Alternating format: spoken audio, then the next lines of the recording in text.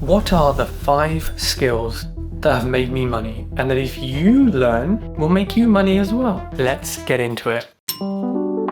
Number 1, you guessed it, sales. Sales is one of the most important skills. You can have a crap product, crap marketing, but if you can sell, you will make money. And that's testament to most of the shysters on social media and a lot of the shit businesses out there that they're really good at sales. And nothing happens in your business until someone buys. You don't have income unless someone is paying you, unless you're selling something. I think most entrepreneurs avoid sales. I've definitely been guilty of that in the past. They spend months building websites, logos, business cards, marketing, branding, and then wonder why nobody buys. Because you're not selling, my people, you're not selling. In my first cleaning contracts, I won. Well, I bought them, but then the first ones that were won, I won. My first property deal, I was selling myself to investors, to agents, to buyers, to even my own residentials. The way I've purchased them has been I've been selling myself and my profile to the sellers.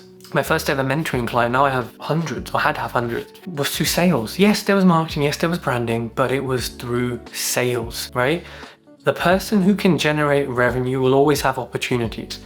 Classic saying, right? You teach someone to give someone a fish, they'll eat for a day. Teach someone how to fish, they'll eat for a lifetime. And that's what sales is. It's fishing, it's hunting, it's farming, it's a combination of lots of things. You know, could you sell your service tomorrow if your logo disappeared, if your website disappeared, if your brand wasn't posting on socials? That's, of course, some businesses have sales and marketing and branding so closely aligned that actually you couldn't. That's fine.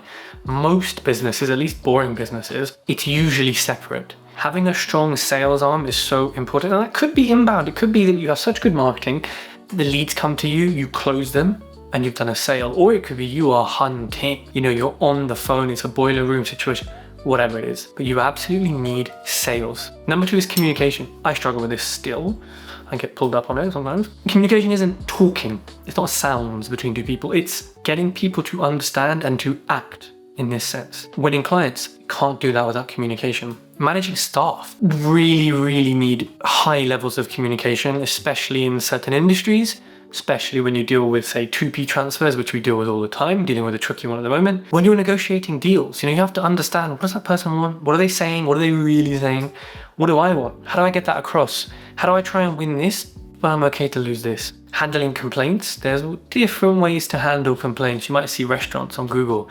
Don't come back here then, bloody bastard, if you don't like our food. Oh my God, it was so spicy. You know, like, handle complaints in the way that they should be done. But without communication, you can't do that. What I'm doing right now, creating content, cannot be done without communication. Clear, concise, because ain't nobody got time these days, communication, but also communication with some personality, with some humor, with some sarcasm, with whatever it is that you got, sprinkle that over the communication.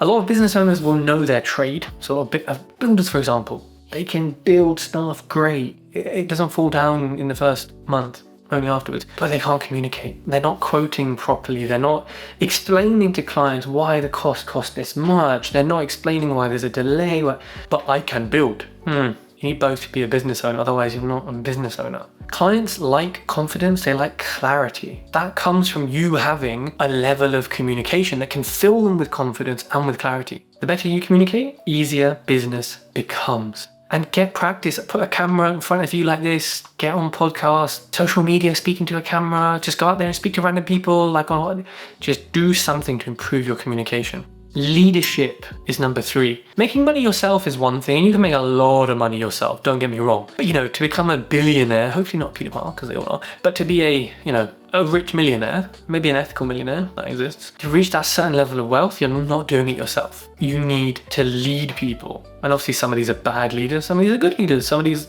claim they're good leaders, but they're bad leaders. They're all just weirdos. You know, early days doing everything myself was fine. And again, there was a certain level of profit and it was all right.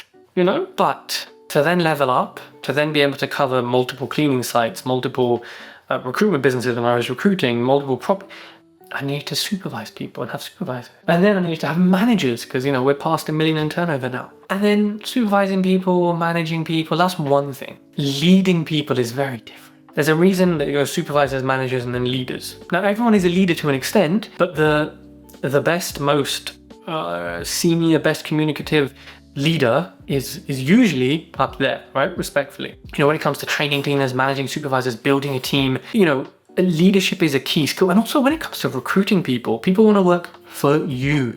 They want to be in your space. They want to learn from you. They want to be influenced by you. You know, people want to work with people who are relatable, who they like, who they feel would understand them, not just a faceless corporation, right? Which is why a lot of people like startups and smaller companies, or companies where the owner is more present and more visible. I think a lot of companies don't necessarily have a revenue problem, they have a leadership problem. They could bring up that revenue, they could clarify the profits, they could fix their recruitment issues if they fix their leadership issues. People want to work for people. And if and it could also be that, you know, you're not public necessarily, but your reviews, your Google reviews, Trustpilot, whatever, they say, oh yeah, but Tej is a shit boss. Tej doesn't do this. That highlights your leadership for people who are looking to work for you. And also to clients. You know, clients want to know that you can lead, not necessarily physically, but you can lead that service, that product that they're getting from you. They want to know that you're in charge and like you're making stuff happen. The fourth one is decision making. I always say, you know, those who can withstand the most uncertainty, you know, massive superpower in being an entrepreneur. However, decision making is probably equally as important. You know, successful entrepreneurs aren't always smarter, and trust me, I've met so many that who would themselves be like, I'm not that intelligent, I'm not that smart, I don't know about this, I don't know about that. But they make decisions fast, and they make good decisions, and they make calculated, educated risks on what they're doing. Most people stay stuck here gathering information, analysis paralysis in their spreadsheets, Googling, going to networking events, not paying for a mentor, not engaging in the kind of deep research and networking that's required. They're there. They don't make the decision to, I'm doing this in this area, this is how I'm going to do it. I'm starting today, 10 cold, and sometimes you need a mentor. Sometimes you need a mentor to get over that activation energy and give you those early decisions and always make them for you. If you can't follow them, then well, it's on you, you're fucked. No. I think successful people make a reasonable decision and then kind of adjust. So they may not have all the information, they may not make a perfect decision in the moment, but they make a decision that's strong enough to allow you to carry on and then to adjust the course as needed. When it comes to hiring, I have to make decisions daily. My team do it more now, but they're making decisions daily based on fairly limited information, especially in a job that you don't really know how good someone is until they clean first. And even then, you don't know what their attitude's going to be like. Buying a business, again, limited information, but you know, enough. But you're still taking a risk. But I still have to make those decisions, and I have to make them fairly quickly as well. Property purchases, when it comes to analyzing it, you know, when do you stop? How many comparables are enough? Have I done enough viewings? What's the end value? There's so many decisions. What color kitchen? There's so many decisions, right? When it comes to raising your prices every year or every quarter, you know, whatever it is, how do you make that decision? How do you know what to do? I think a good decision today usually beats a perfect decision in a week. But I like to move at speed, you know, micro impatience, macro patience. And I think one of the biggest advantages of having a mentor is that fast decision making, because they've been there, done that. They're seeing it in your eyes, in your face. They're like, okay, I know what you're thinking. I know what you're doubting. No, here's what we're going to do. This is how you're going to do it. Let's go. Right? And you're paying for that. Number 5 is learning. Now, I know there's a balance of making decisions, moving quickly, taking action, but you need to always be learning. Learning from the action you just took, learning from the decision you just made, learning from the response to that decision, learning from your staff, learning from your mentors, learning from your colleagues, learning from HMRC, God forbid, books, podcasts, mentors, networking, masterminds. You always need to be learning. Whether that's industry specific, business specific, whatever it is. Learning isn't just collecting information. Oh, I read this, but this sales tactic, this. No, it's changing behavior. I read a really good sales book here, Never Split the Difference by Chris Voss. And from that, I took using the word fair in negotiations. The word fair, the word realistic, and a bunch of other negotiation tactics. I changed my behavior to incorporate them daily after reading the book, because they're flipping useful. I didn't just get the information and say on the podcast, yeah, you guys should try this technique. No.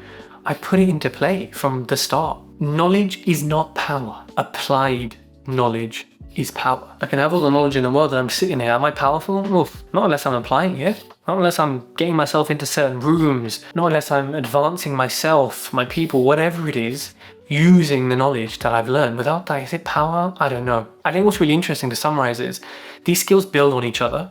So learn better, make better decisions, lead better people, communicate better, and sell more. Always sell more. And I think for me, some of the skills that didn't make me money, perfect branding, fancy business cards, expensive offices, endless planning, that lost me money. Waiting for confidence, when are you going to land on my head confidence? I'm watching another YouTube video. Although to be fair, actually, some YouTube videos did make me money, right? Learning things. If I lost everything tomorrow, I'd focus on rebuilding, well, not even rebuilding, but reusing these 5 core skills to build a business. And actually, I've got a podcast coming, which is just on that topic. If I could lose everything, how would I start again? Money follows value and value follows skill. You need to have a skill to offer a value. And then once you offer value, what do you get in exchange? Some type of value, in this case, money. And these are skills that people can't take away from you. You have all the cars, the equipment, the AI tools, the this, that. But if you have the skills, if you've got it, hey, you've got it.